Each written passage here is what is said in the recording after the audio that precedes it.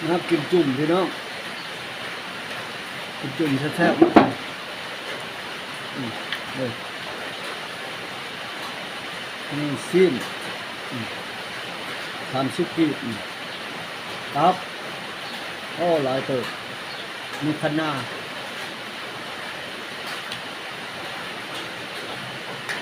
ข้าวเหนียวข้าวเหนีย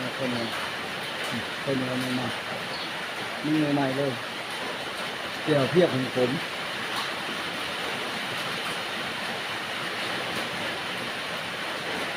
มาเลยพี่น้องพักเนาะพักลายเติบนี่โอ้โดมดนี่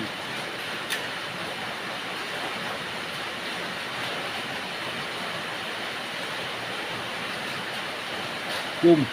ซอยจุ่ม30 กีบ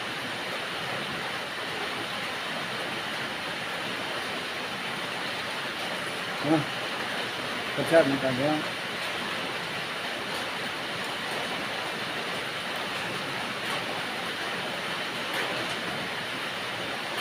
ตรงนี้นะ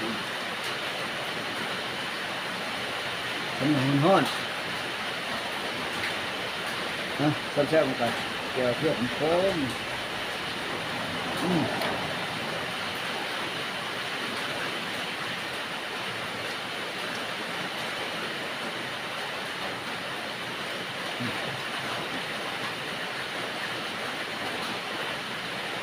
อันที่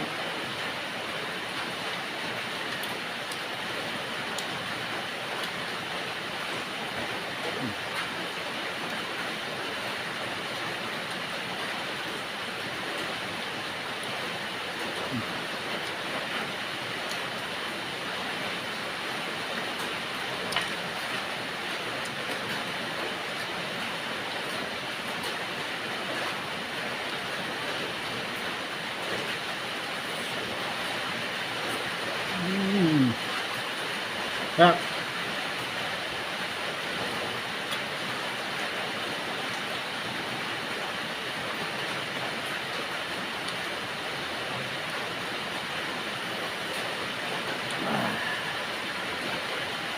30 กีบ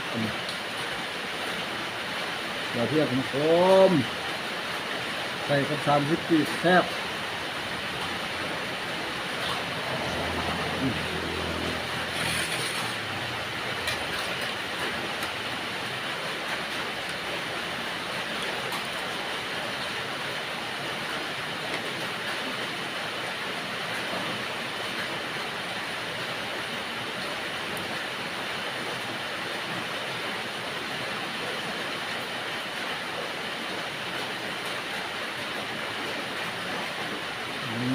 แซ่บพี่น้อง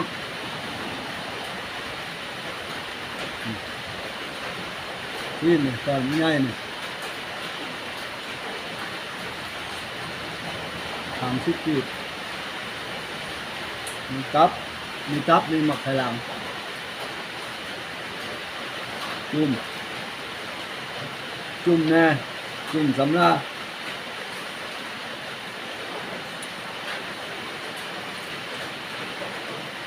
แซ่บพี่น้อง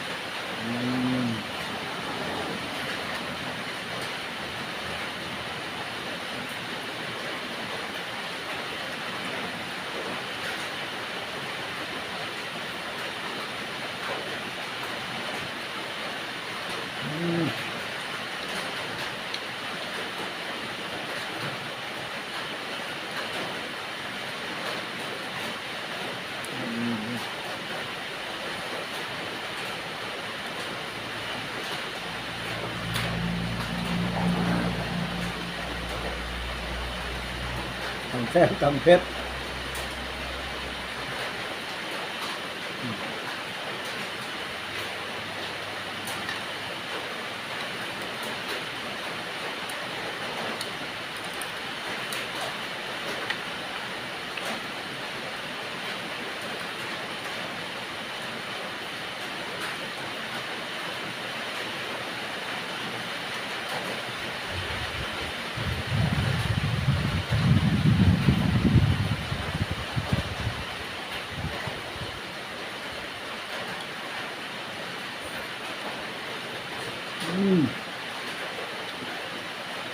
ครับ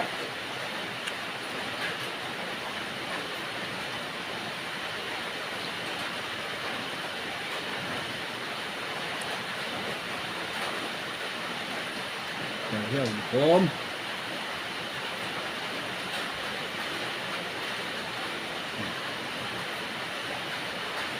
มาพี่น้องแซ่บๆน้ำกันนี่ตอนใหญ่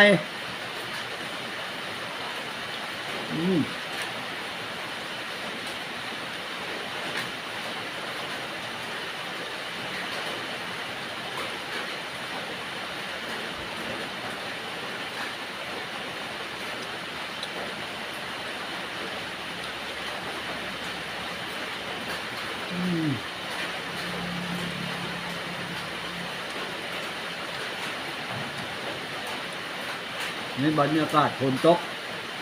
อยากมืดนึงเนาะพอฝนตกหนึ่งเสียงฝนตกแต่ก็สีรบกวน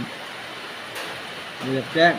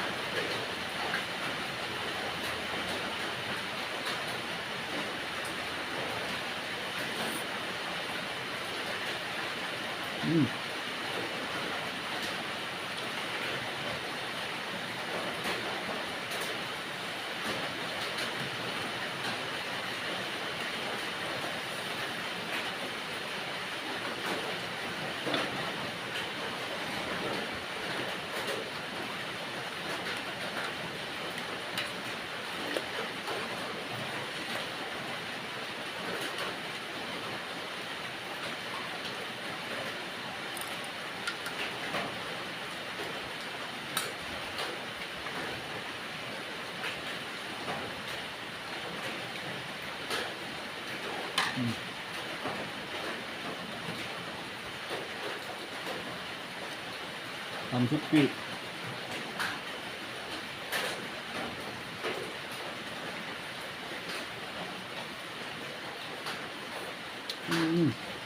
ครับ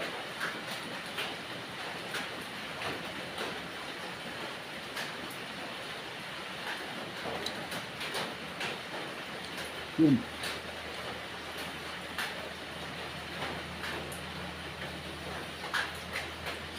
มีจุ่มเนี่ยซอยจุเนี่ยมันเนี่ยทั้งจุ่มทั้งซอยจุ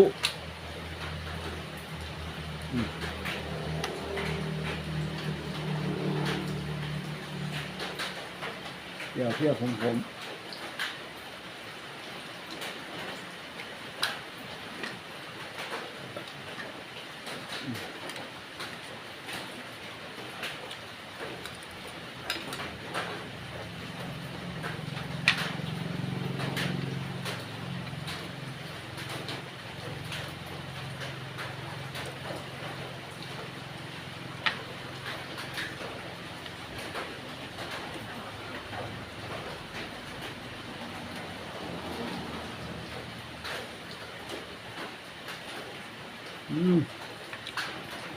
ครับ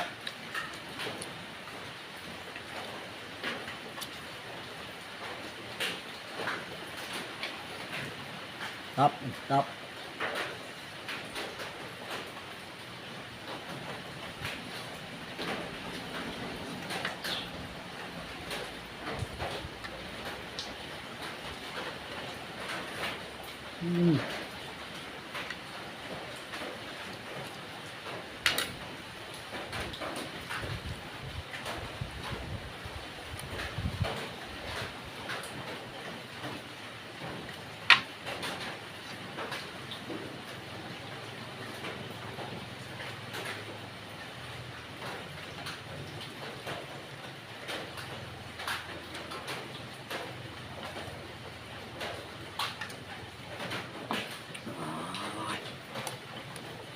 บ่หมดตัวลายสมควร